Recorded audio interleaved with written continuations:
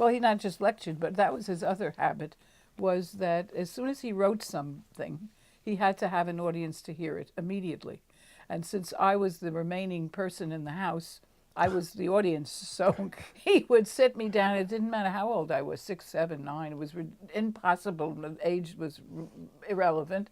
And it could be a Mishnah, and it could be the Talmud, and it could be something way beyond my development possibilities, and he would read the whole thing, and you sat there while he read the whole thing, and there was no question that. And so he did this when he stuffed people's mouths full of cotton. He would run in and he had something new he had just written, and you should listen to this, and they had no choice. That's why we listened, and that was it.